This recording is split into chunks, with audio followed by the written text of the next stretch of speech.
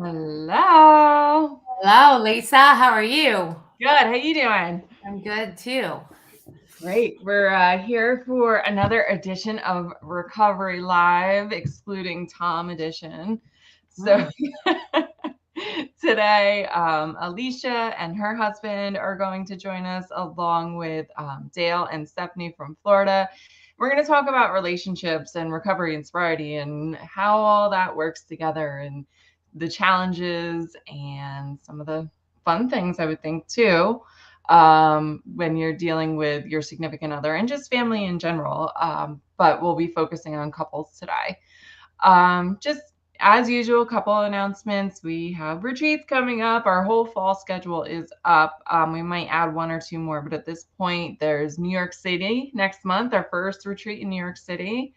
And then we're in New Jersey in October, California in September, and in December. And then we have Florida in November. So we're all over the place. So definitely register. We're already getting lots of registrations for this fall. So definitely sign up if you're interested. And lastly, we had mentioned it last week. We have our summer fundraising campaign going. So anyone who makes the donations $5 or above will receive a little gift in the mail. So we have these little cell phone pockets. We have our bookmarks.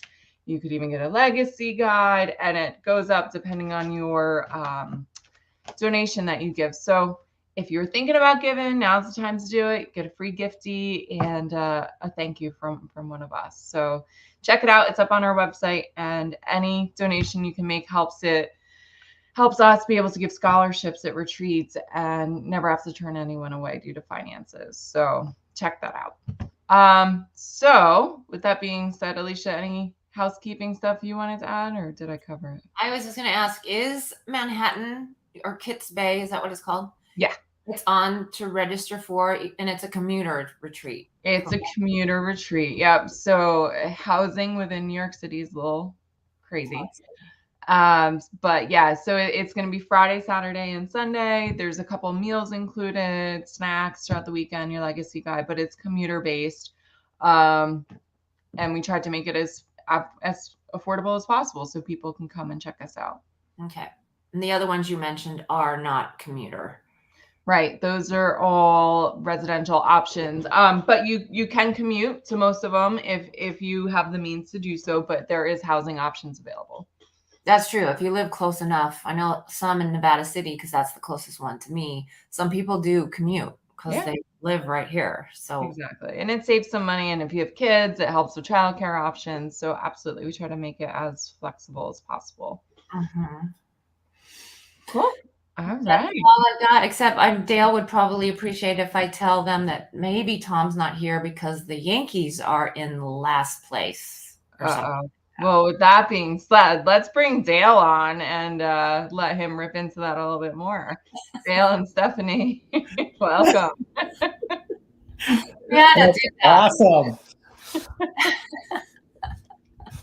So tell us more, Dale. Last place. Where are the Red Sox in this? We might as well get it all They're out above them, I think. We're above the Yankees. That's all that matters. That's all that matters. Very well then. Tom's not here to defend himself. I'm sure he'll be watching this later and you'll see comments get added after the fact. I'll probably get a text with exclamation marks in it. Yeah. There you go. That's always good. We got to bring that on. Tom can't defend himself. So, yep, we're in it. And Stephanie, it's been a while since you've been on, but welcome back. We always love having you on. Have a fun conversation. And Alicia, introduce who's joining you. This is Timothy, my husband. Hi, everyone. My name is Timothy Martinez. Hey, Dale. How are you? Hey, Timothy. Good to see you. And I'm actually going to have Cass come on, too. She's here today just to add some different perspectives to it. Surprise. I'm back. Nice tan. Thank you. Thank you. It's the only reason I came on. So one of the things that I noticed when we posted that we were doing this topic today was some people were like, well, why are you doing relationships? Like, it's about the addict. It's about the person struggling. But it's not. And Dale, I think you answered it perfectly in that it's about the relationships. Like the addiction doesn't just affect the person that has the addiction, it affects everyone around them. And that's why in the big book it addresses it. There's a couple chapters, to the wives and the family afterward, like that literally addresses it. So I think that was really important to acknowledge that, this whole addiction affects more than just the addict themselves. And so that's why we're talking about it, to kind of shed some light and see what your experiences were, not just with the addiction, but also how it still plays a role in your recovery. So for both of you, were you guys together during your active addiction, or did you meet in recovery? Dale, you want to start with that? We met in recovery. Okay. And it was, I had been going to meetings for about 2.5 years, Okay. and was quite miserable. And she had already been to a retreat. And so she had a change, and that's something I noticed. Because when I knew her before, she didn't have that sparkle in her eye that she had. And it made me want to know what that was. How did that happen? So yeah, but we didn't ever use together. We were never together. How long did it take before you got your own sparkle? It was May of 1994. Okay. And so it was almost 3 years. Oh wow. Okay. But yeah, before, I was stark raving sober. That's how I like to describe it. I was white knuckling it. It was terrible. I ended up getting divorced because my wife couldn't stand being around me at that anymore, and lost everything. And, my life was over, and it was finally ready to do something different and do the steps. Yeah. But yeah, she played a large part in that, even though, she didn't tell me what to do, but she took me places and introduced me to people, and more people, weird people like her, those happy people. The happy, huggy people. And now you're one of. And now I am. Yeah. Card carrying. And what about you guys, Alicea and Timothy? He didn't know me as an alcoholic, but I kept my eating disorders and over exercise for another 24 years longer. So he met me in that phase. But we were talking about it last night, kind of like, okay, this is what we're going to talk about. And I wasn't hiding it, but I wasn't disclosing it because I was actively in it. Like, it's going to go away. It's going to be fun. And so we've been known each other 11 years, married 10. I've only been sober for 5 from eating disorders. So he said last night, he thought that I was on drugs because I was so skinny. Well, that was before marriage. We had met in a gym circumstance, and I was attracted to her. And as that just attraction turned into courtship, even before courtship, I noticed a drastic loss in weight, more than normal. And I had some exposure and experience with drugs in the stimulant family that cause one to not eat, and so anytime I see someone who rapidly loses unnecessary weight and muscle mass, it made me concerned. So I had even before we were dating, I was just concerned and had a little talk with her in one of these rooms and even prayed for her. And I suspected she was on meth or coke or something that would cause one to lose their appetite and drop 10 pounds in a week or whatever. And so I saw some stuff, but when you're in that infatuation love stage, you fill in the blanks with what you want to hear, and it's no big deal. I'm sure I can help her with that. But you never asked me about drugs. You just knew that I wasn't, because I wasn't. I was just starving myself. I didn't know, and I didn't inquire. It was not appropriate at the time. Yeah.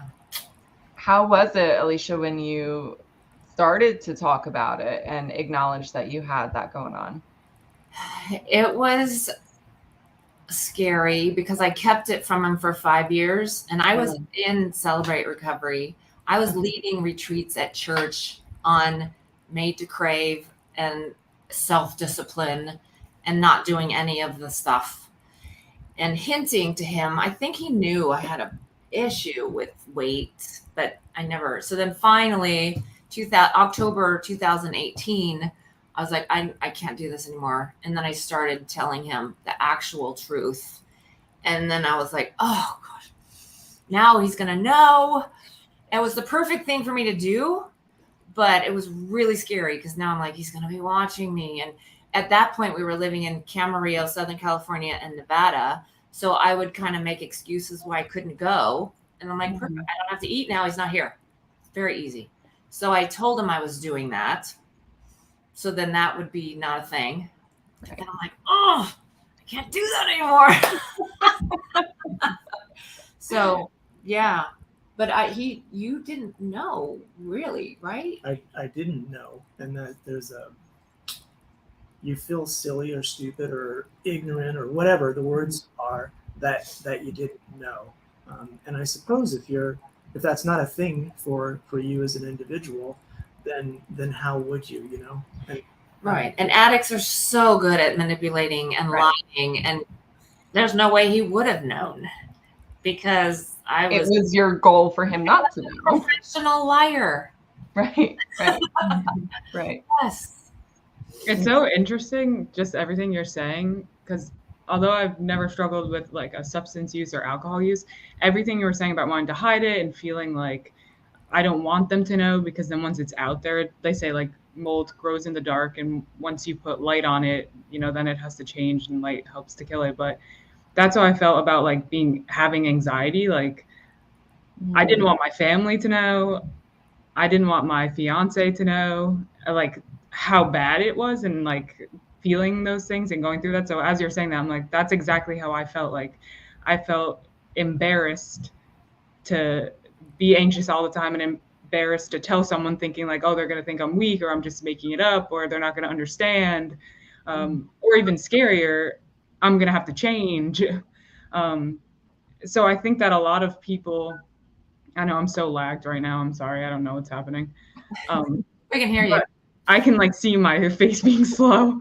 But I think a lot of people can relate to that feeling, that although maybe they have not used substances in their life, they know that feeling of kind of being afraid to let someone in on a sort of secret that you have or an emotion that you're going through. Yeah, I think you're right. And I think it's exactly what you said. Once you speak it, it's known, and then you have to kind of do something about it then, because you've made yourself a little bit more accountable by cluing someone in. It's almost like that's your reach out for help. Like, hey, I'm dropping this bomb. Help me. Mm-hmm. So yeah, that's a really good point, Cass. I think we all kind of have something in our closet that we have hidden in the past, and it's that whole shame thing that we talked about too, last week.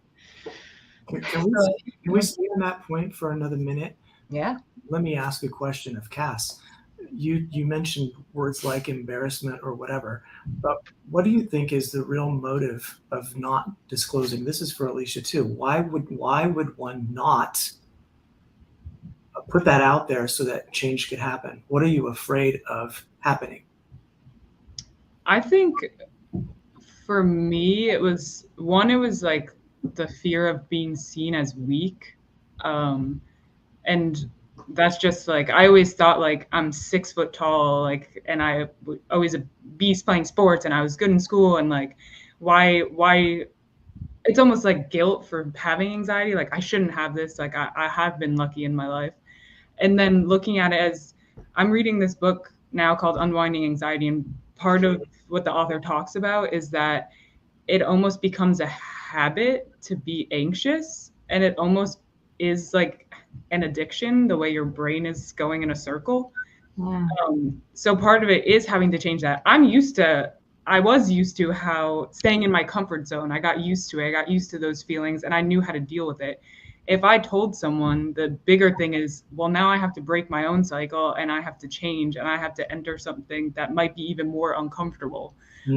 So I know for me, that was that big barrier, is that it's like they say, like, the devil you know is better than the devil you don't. So for me, it was like, I'm about to dive into this ocean of unknown, and I don't know if I have my life vest on or if I'm ready to swim yet. So that I know was like my fear, and still sometimes is part of my fear, and like that control aspect, that I need to plan and I need to control and I need to know what's going to happen to kind of like create that barrier of protection. Thank you. How about you, Alicea? It reminds me of step 2, right, where the words say, do you want to live this drunk life, bondage, whatever, food, porn stuff, misery, or do you want to live on a spiritual life? And for an addict, for me, I was like, I think I'll take the eating disorders, because it's it's comfortable, and I don't want that starvation feeling to be taken away from me, because it feels really good, and control and discipline and getting really skinny. It's really a high. And then the food and the binges, that was fun too. Even though, I mean, if you follow that sentence and finish it, it's not. Right. Didn't want it, but I didn't want to give it up either. Yeah. Dale, Stephanie, do you remember the first time you admitted to having a problem, and that admitting the powerlessness of your addiction? And if you're not comfortable sharing, that's okay too. Yeah, I do. The first time I admitted it, I had missed work and gone out on a bender, and when I came back into work, I had lied to my boss and told him I worked shift work, and I said, oh, I think I thought my day off was today or something crazy. And so when I came in the next day, I had seen this commercial on TV, and it talked about the big lie.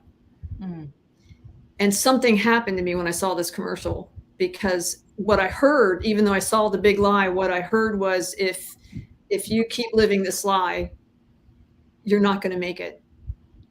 And so when I went into work the next day, I just knew I had to get honest. And I had already been in, I'd already tried to get into recovery. I was going to some meetings and stuff, but, I went back out, and my life hadn't changed yet. I hadn't had the psychic change yet. So I came back into work, and I thought, I got to get honest, and I'm going to get fired, and that's okay, because I don't want to die like this. And so I got honest, and I told him what happened. And I'll never forget, he got up from the desk, he came around, and he sat down next to me, and he took my hand, and he said, you fell off the wagon, get back on it. And then he said 4 important words, and he said, I have faith in you. Nobody had ever, I have faith in you. 5 words. Okay. Dale's counting my head. And nobody had ever said that to me before. And suddenly it became important that I not fail, not only for myself, but because somebody had faith in me. And sometimes, it's so easy to, when you're out there and your loved ones are looking at you, they have to, oh, we're tough love, we're going to leave you, we're going to abandon you. But for somebody to come out and say that to me, that they had faith in me, was a life-changing experience just in that moment. And then I really sought recovery with a hard vengeance at that point. That's something we've talked about that too. Like, it's that person first, and your person, and someone actually acknowledging you're worth it sometimes makes all the difference. And it sounds like that was kind of, you got those 5 words and it made you feel worth it for a minute. And that's why kindness is so important, and caring is so important. Just because someone's struggling with some kind of substance or anything in their life doesn't make them less than, and showing kindness for that person, I think, is just something we should all have, that compassion and care for. So You know, that we've talked a lot about that on here, and I think your point kind of just really hones in on that. That's powerful. I got chills when you said that. Thanks for sharing that. That was great. So just kind of switching back to like relationships a little bit. Do you find, especially Alicea and Timothy, and then it's kind of different. Timothy being a quote unquote normie, although Cass and I push against that word a little bit. I do too. I do too. Yeah. Do you find that there are certain obstacles, like working with Alicea in your relationship? Are there certain things that she does that are part of the program that you find yourself trying to understand and work with? Like, what do you see as challenges in the relationship? Good question. And it's an easy answer for me. The biggest gigantic boulder in the way of a good relationship has to do with trust.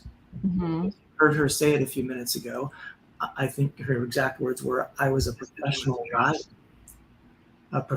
liar." And the part that's disturbing about that is the truth did come out, call it 5 years ago or whatever it is, but it keeps coming out like bones of a skeleton in a closet, not the whole skeleton. And even more recently, I used to know how long it would take if you went to use the restroom, because I timed it, so to speak, and you're predictable in your behavior. If you go into that room, I know what you're doing. If you go into the bathroom, I know what you're doing. Talking about me. Yeah, and I know I have, call it 100 seconds or whatever, to go to the fridge and put food in my mouth and things like that, which I had no clue were happening. My point is not that behavior. My point is you are brought into the know, and the lie is now public knowledge.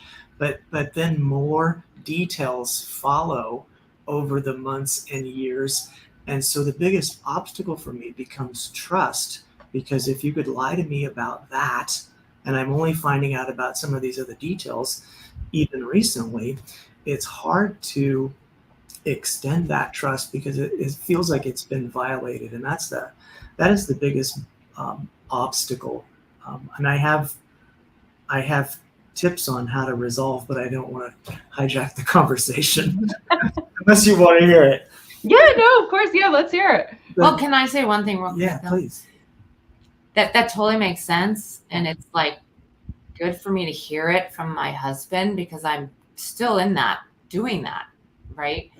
And then I feel like my defense is coming up and saying, well, I'm like giving you some bait and making sure I'm safe. Yeah. And then I'll give you some more.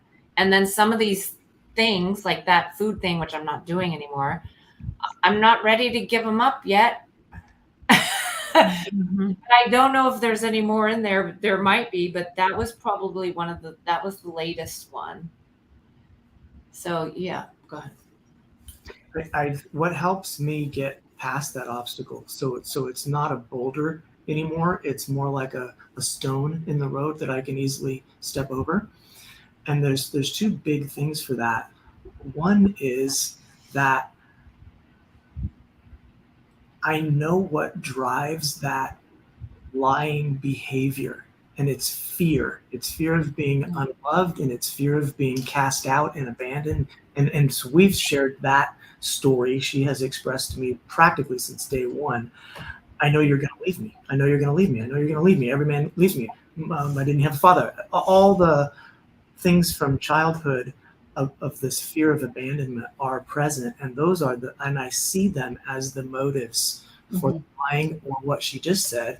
I'll let the part of the cat out of the bag, and I'll check the water afterwards, and if it's okay, then I'll let another part of the cat. It makes logical sense why we do that. But if we focused on why, because my all of our biggest need in this whole life is to be loved and to be accepted as we are. And when we aren't, when we're performance driven or whatever, and we fail, then we drive to this thing that will provide relief or comfort or whatever, and we stay. The extreme example is being addicted to whatever.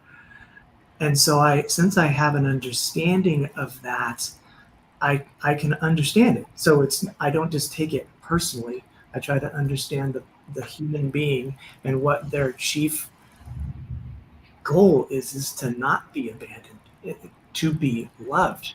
And that's why there's all of this caution. So I get it. And the other huge component in the trust category has to do with controlling myself.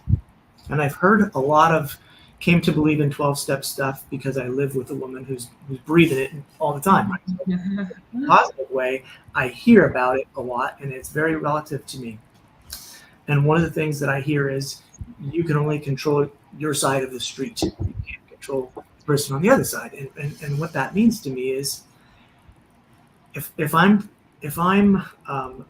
envious or jealous or suspecting or untrusting in any way, I could put trackers on her phone and her car and her look at her emails and text. That police way of doing it is not satisfying to anyone, right? What you can do yourself as the spouse is you can get your own house in order. If I'm worried about something along the lines of, let's say, a huge one like infidelity, then take a look in the mirror, bro. Am I texting, chatting, emailing, flirting, porning, and if I can answer absolutely not, no way, etc., to all of those things with a real clear heart, which maybe I can't, but I'm in route, I'm in training. Do you ever lust? Well, I guess I do. So focusing on my own self-control and doing the absolute best I can with the help from God allows me to trust the other person more. Because if I'm literally can say with a straight face, I'm doing those things and I'm giving my best, then if something happens with addiction or infidelity or anything, I will be able to manage that as best I can because I did all I could in extending love and in behaving in self-control. So those are my two ways: extending love and self-control that I would battle with the trust obstacle. That makes perfect sense. Thanks. Yeah. How about you guys, Dale and Stephanie? What do you see as your obstacles? You guys both kind of speak the same language, being that you both came out of Came to Believe, but what do you see as an obstacle? Well, for me, I mean, we're complete opposites. I mean, there's not hardly anything that we do the same way or with the same motivations or even the same things. We have completely different interests in what we want to do, except for Came to Believe. That's something we have in common because it saved both of our lives. And it saved our families' lives, the ones that were willing to change. It made us be able to have relationships with my ex-wife, with her stepmom, with my family and her family that are still going on. I mean, because those relationships that it talks about it in the big book. That's why we get better, so we can help others, and others includes our family. And it's important that we understand that we just don't relegate our work as recovered alcoholics or addicts to ourselves. It's not about us getting to be happy, joyous, and free. It's about us being able to help others and to be able to make amends to people and still talk to them. They like who you are now. They didn't like what you did, but now they like who you are. As far as a husband and wife, I mean, it's just, I have to do my program, work my program, the program, trying to get closer to God every day. And that's the same thing she has to do because we just don't see eye to eye on a lot of things. I mean, just take a stupid thing like recycling. Right? It's just normal to want to protect the environment, blah, blah, blah, blah, blah. And I go to the dump and I watch them throw it in the landfill. So it's a waste of money. It's tax dollars wasted. And that's my attitude about it. It's a cut and dry, black and white. But my wife likes it when I recycle. It makes her feel good about her. So I help her with that. It's something I can do. I don't have to take a stand Sure. On a hill and cause a bunch of commotion. I can just, I learned something very important when I was new to being married as a husband. I can either be happy or I can be right. Mm. It doesn't work. It doesn't work. I just have to pick what I think's important, and we both develop boundaries to be able to deal with each other. But the main thing we both have together is the absolute uncertainty that God made the other person for us. She's the one I was supposed to wait on. Guys don't wait. I'm not looking to wait. I'm looking to get busy. And she was supposed to wait on me, and vice versa. She just wasn't going to wait. So, it's really a wonderful thing. Most of our mentors one was an alcoholic, one was an Al-Anon, a family member, kind of like Alicea and Timothy. It's a different dynamic when you have two addicts trying to live together, because the selfishness and self-centeredness, I want it my way, and you have to learn how to compromise, and God helps with that if you practice these principles in all your affairs. But it's not an overnight matter. It continues for a lifetime. We're not where we were because we just started doing it yesterday. And I would think there's probably a lot of overlap even in relationships where there isn't addiction involved. I've been with my husband for 18 years. Holy cow, that's a long time. We've only been married 12, but we've been together 18 years. And, there's a lot of that same thing, the compromise, the not standing on the hill when it's really, if it's important to them, like let them have it and help and support that, and it's interesting because a lot of the things when you go through the big book and you go through step 4 and you start to see where some of your character defaults are and recognize it and start working on it, it helps kind of the relationship be put into perspective a little bit better too. So I, as a normie, again, using the term lightly, the program helped me. I always come home from retreat with a little bit different perspective, and like my kids are bickering, but instead of seeing it as obnoxious, I'm just like, they're forming relationships. They're learning how to work with each other. And I just appreciate it a little bit more.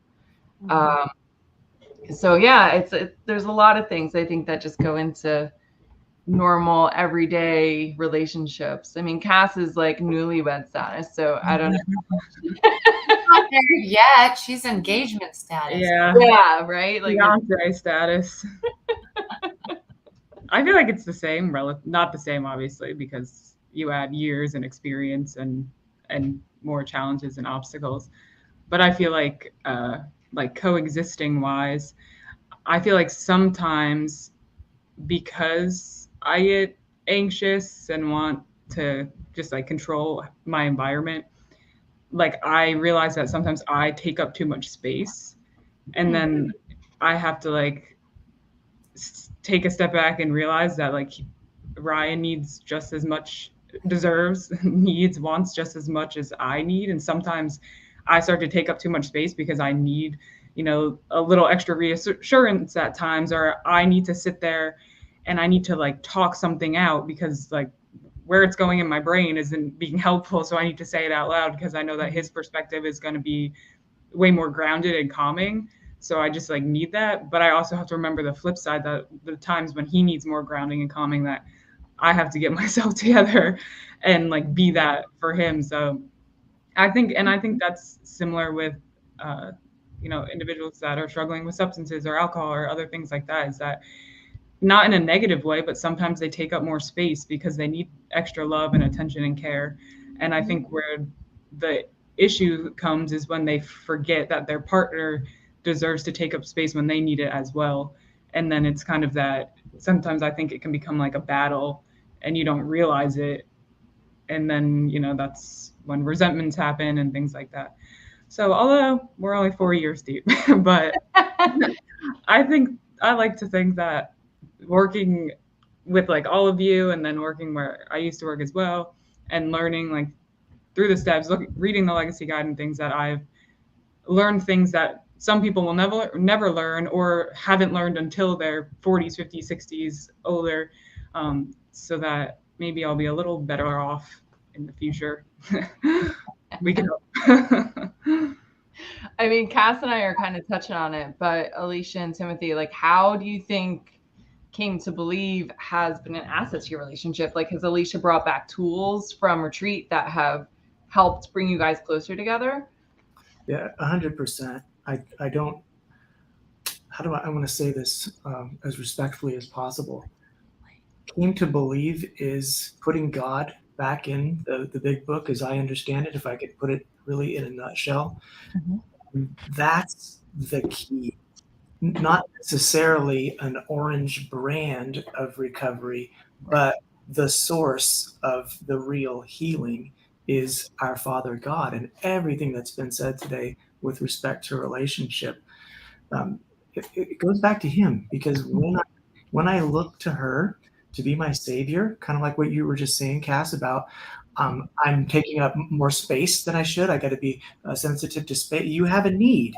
And when you just look to your spouse to fill that, you're asking someone else who's also broken to give you something they don't have to give, and you will never ever be. She'll never fill those shoes, and vice versa. I'll never be her savior. I'll never provide all the things she needs, desires, needs. She needs agape love, love that doesn't change from one day to the next. Love that does not count your wrongs and add them up and throw them in your face.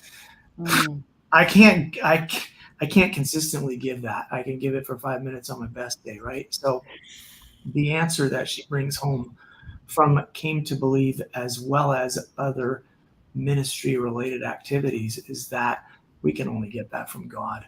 We can try on our own, we can look to one another, and it'll be dry in short order every time. And I want to say this not as a boast, but as an encouragement to everyone in the room, as well as to anybody who might be watching. Do you know what changed? I'll call it 10-year marriage. And right around the middle, the scales tipped to a beautiful, wonderful thing that can only be explained because we put God in it. And if I could draw a mental picture in your head of a triangle, we all know what a triangle looks like, right? Put God at the top of the triangle and put husband and wife at the bottom of the triangle. Now, each person is equal distance from one another. If we seek to get closer to God, look what happens as a byproduct of that seeking. Hey, I'm touching shoulders with you. You don't even really think about it, but the natural side effect of that pursuit is a closeness to one another. Go figure. I was thinking about that when Dale was saying they each get closer to God. I was picturing that. Oh, that's triangle. A beautiful picture. And we're fortunate enough to have employment and time to where we get up at 5:30 every morning, and around 6:15, we're at the table pursuing some godly related study. And we're doing that together. And we're talking about it, and there's probably 45 minutes spent in that practice during the weekdays of every week. And after that practice, we're in the gym together for another hour. So imagine the need, going back to Cass's stuff, our needs are different. The woman almost always wants quality time. It varies from woman to woman, of course, but that's pretty common. They want you to give them the time of day. They want you to listen. They want you to just be next to them. And that, it's kind of like a twofer for us. We're nurturing our relationship with God, a threefer. We're nurturing our relationship with each other, and we're satisfying a need that both really have to be together. And now we're working out on top of it. Reaper. I love it. One of the things, as I was refreshing myself on the big book this morning, and those 2 chapters on the family and the wives, was that sometimes people reach this relationship with God at different points in their lives, and it can cause a resentment. Like, do you guys feel like you were at the same level of your relationship with God at the same time, and therefore it kind of grew together? Or did you both find that at different points, and was that a point of contention at any time? Do you want us again? I feel like a mic hog, but I can't help myself. Well, I'll take it. Good. I do not feel as advanced as he is. Like when we met, he was going to church and the stuff, and I kind of like I wasn't. And then I continue to grow, but I don't have resentment. I have admiration, and I've told you many times of like, and I might cry, but I deal with a lot of doubt and skepticism, and I just can't get rid of it.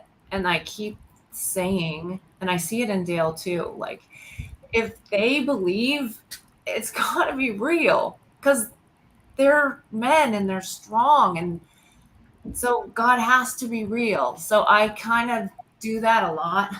And it builds me up, and then if I feel weak, I kind of look at him again, and so I don't resent that. I love it. Okay. Personally. Yeah. Right. That's interesting. Dale, Stephanie, what are your, like, we'll go back to that first question, like what asset has CTVR given you guys in your relationship? How do you use it?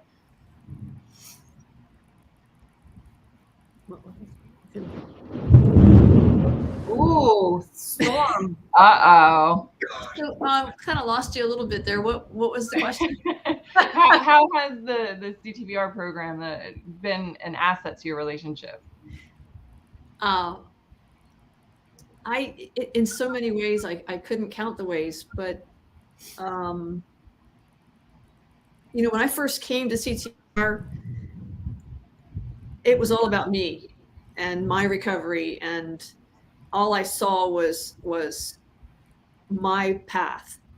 And because it was all about the family getting recovered, and there were all these people from Al-Anon and not just NA or AA, but OA and any kind of A, and we were all in together. And these people that I was meeting had such great lengths of sobriety and such incredible wisdom to share. And I followed them around, on their coattails. It's like somebody who gets to go to college. They are so much more rounded. They've had such more experience if they've gotten to travel the world or whatever. That experience, it broadened everything for me. It gave me horizons I never would have had otherwise. And in the steps, the first step is really about myself and coming and admitting. And the second step, it's like all of a sudden there's self, and the next 2 and 3, it's all about God, and the vertical relationship. And then, then we're cleaning house and getting rid of all that self. I hadn't even gone through the steps. I was in the program and hadn't ever gone through the steps. That's the recovery part. And so to have to come to a retreat and actually go through the steps, and then with all these people with all this wisdom, and I didn't just leave retreat and never go back or wait. I followed these people around to other retreats for decades, really, just following them everywhere. These people with all this wisdom. It has just given me the full spectrum of recovery that I think was in early AA. And that, of course, has helped my relationship, all relationships. Sure. And that's really what this is about. I started out on the wrong path because I didn't know how to deal with relationships in my life. That was it. So the whole thing goes back to the nutshell about relationships. That's really what it's really all about. And this design for living that they gave us can help anyone, regardless of whatever their issues are. It doesn't matter. It's a design for living. And I'm really grateful to have gotten on the path that I was put on. So Dale, what was it? You said 3 years from the time you guys started dating until you went to a Came to Believe retreat, or no? Did I get that wrong? No, I stopped drinking in August of 1991. Okay. So I'll have 30 years, wake up on August 1st. And, or 32 years. Do the math. I was like, wait a minute. Yeah, 32. I found was, I just like to tell a little story. Stephanie and I got married. We made plans the next year to go back to where she lived to meet her family. They all wanted to meet me, and for Christmas. So we went back to the house that she grew up in, which wasn't a pleasant place to grow up as a kid. And I remember her getting all nervous and fidgety. And because a lot of bad things happened in that house. And I said, "What's wrong with you?" And she said, "Well, you just don't understand, blah, blah, blah, blah, blah. And what if they start drinking and they start acting out?" And I said, "Well, I'll smack them around a little bit and we'll leave." And she looked at me and she said, "Really?" She didn't even know that was an option. That was the fear, the trauma speaking. And she got healed that day somewhat from that because it was brought out into the light and it just withered. And we had a great visit. I mean, it was really, except for the smoking inside in winter, it was a great visit. So, and then there was another example is I had a 5-year-old daughter who was 6 when we got married, and she was, the flower girl in the wedding, and she was very cute, but I did not know how to discipline my daughter. And Stephanie showed me how to do that because it was important that she had boundaries, that she had consequences. Otherwise, she grew up like a spoiled brat, treating people bad and taking advantage and not working. Uh-oh. Storm. If the storm came. Oh, no. So the came to believe, going through the steps and working our program and helping other people. Oh, I wanted to hear this. And it changed our lives. We've been able to grow in ways we never would have been able to grow. And there's a proverb that says it's better to live on the corner of your roof than in a house with a nagging wife. And really? There is? It is amazing how effective that was when I told her that. Because she didn't want me living on the roof, thank God. And there's just the what we get, the people I've met, the places I've been. I can't believe I get to do what I get to do today. It is amazing to me to fly across the country and carry the message of recovery to others. Because I remember who I was. I was a dirtbag. I was not a nice guy. I was a take advantage of women guy. And now I have a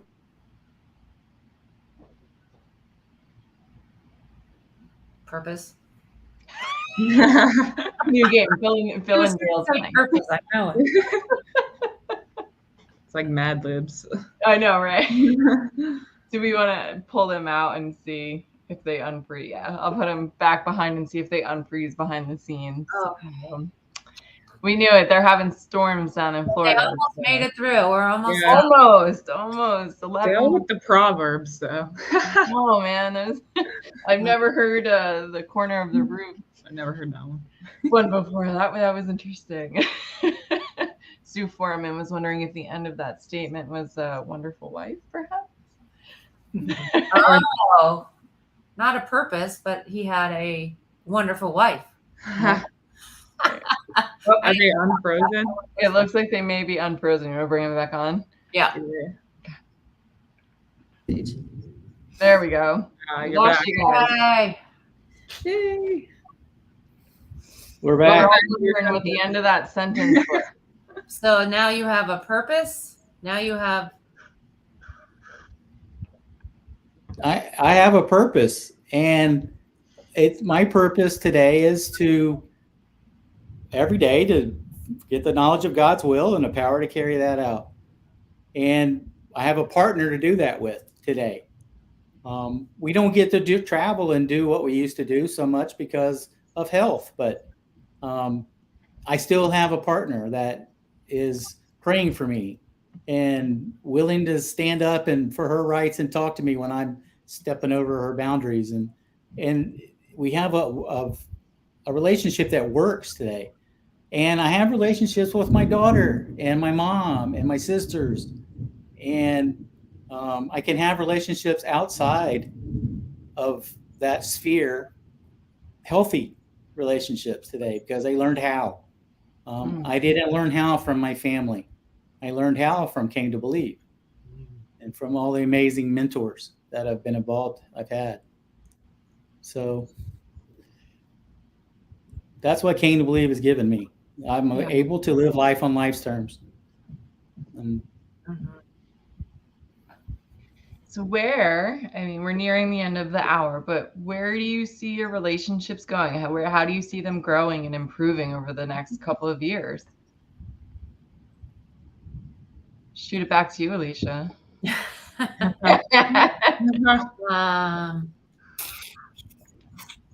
I think it continues to point to God. Yeah. Continue to grow towards God, get closer and closer. And yeah, you mentioned something, Lisa, about does it create a problem when one feels the other is ahead or at the same place in your, I'll call it your walk. And I think the walk looks a lot more like a boat than it does a walk. And if there's a 0 number line, then you're not on the boat, you're over there. But once you're in the boat, whether you're a scholar and you can recite scripture and all of that stuff, or you're a newbie, you're in the same boat and you're sailing to the same destination. So there's not some point system where one person is ahead or whatever. If you see that person, then fantastic, especially if they're a mentor or provide a path for you to aspire to. But God's not grading on a curve, and there's no points system involved. It's a boat, and you're on it or you're not on it. And I just want to say one other quick thing about where I want to go. And Dale has been saying things that are just amazing. He said he is learning these things from his Came to Believe family. And that's the difference. If we have obstacles over who's where on their journey, if a person had a strong family of origin, that's where the solid belief and foundation has come from. It's unmistakable. My dad said the sky is blue and the grass is green. I believed it, and I always have. If he said God was real and we went to church and demonstrated even some of that good behavior, that's where that stuff comes from, a family of origin. And if you don't have that in your family of origin, you are more prone to go wild. And thank God there are programs like yours where Dale can find his family, his mentor, his Stephanie said it really well. She wrote on the coattails. It was like going to college. I got a new family of origin who cared for me and taught me and showed me. And now look at me. I'm standing on my own legs, and I'm actually turning around and helping someone else into the boat. Beautiful. oh, Hurry before the water floods. Get in the boat. Provide sound effects. yeah. Dale, Stephanie, go, hurry before you're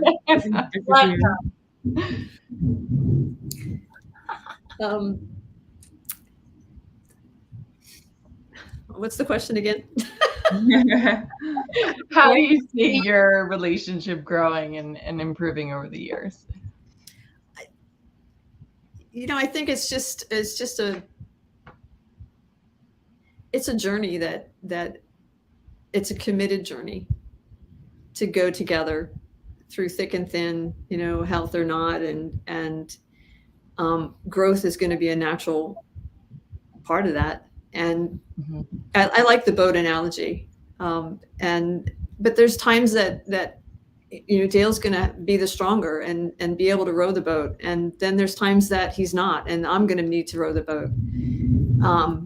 And as long as we keep looking vertical, the journey is just going to be amazing, no matter what comes. I mean, my trust, and Dale says this a lot, my trust, I love Dale and I trust Dale, but my trust really is in God, and he's the same way.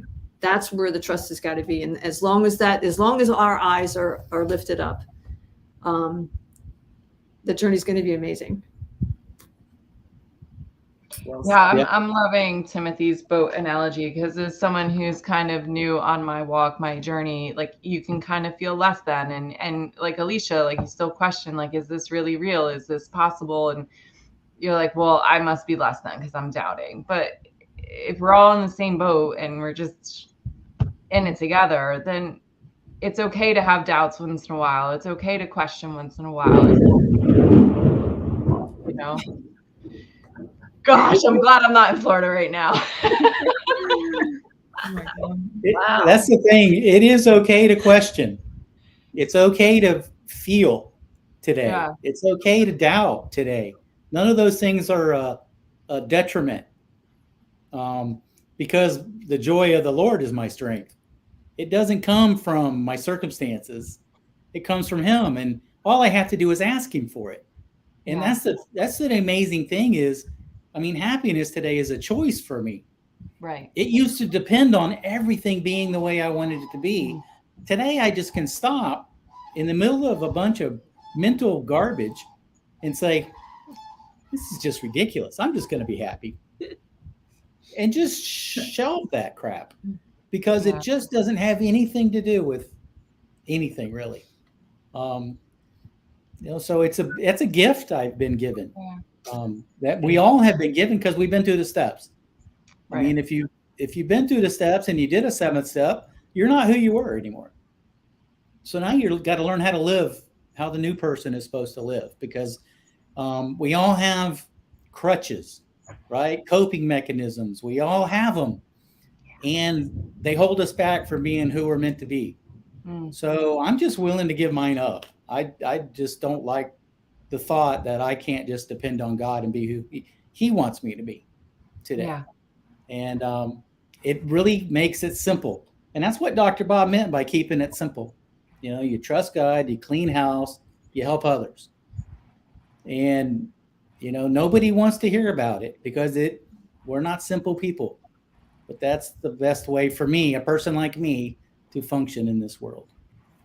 It's so interesting. Again, like from a quote unquote non-addict perspective, like just the overlap and, thinking some of you know my background. I have a daughter with some developmental issues since she was born, and it caused a ton of anxiety for me. I mean, my anxiety and depression really spiraled after she was born, and dealing with COVID and then doctor's appointments and this and therapy, blah, blah, blah. And like, I spiraled, and my crutch was my anxiety, and I would just shut down into this like spiraling hole of anxiety. And, the way I kind of found my way out of it slowly was, as I got through the progressions, I reached out and was in these like Facebook groups of people who were going through it. And like, I began to help them through the process of it, so it's that ability to connect, and those relationships that I developed with other people going through the same thing is kind of what healed me from a lot of the pain and anxiety I was going through. And same, there was people who were 10 years into the journey with their kids with these things, and they're like, it's tough, keep through it, fight, do what you got to do. But they were able to pull me up and get me through it too. So it's interesting. I think these communities form where there's commonality, and I think there's strength in that, helping others, whether it's someone dealing with an alcohol addiction or someone struggling with a child with developmental disabilities. You work together to kind of pull each other through. So yeah, it's interesting. Mm-hmm. Well, it is the top of the hour, and we had lots of fun. I just want to give a shout out. We have someone from the Hope Shot joining us. And I caught your all-star chat last week, which was awesome. So thanks for tuning in. I know you guys are based out of Florida too. We'll be in Florida in November. So come check us out. But thank you, Alicia, Timothy, Dale, and Stephanie. It's always so great to have you guys on. We love hearing your stories and your perspectives, and just, again, learning from you and ways that you have found your relationship change over the years and grow. So thank you guys for being on. It's been a real pleasure talking to you. Thanks. Thank guys. you, You're guys. welcome. Good to see you. Great to see you guys. All right, and we'll see everyone next week, same time, 1 p.m. Eastern, 10 a.m. Pacific, and 6 p.m. in the UK. We hope to see you then. Have a great week.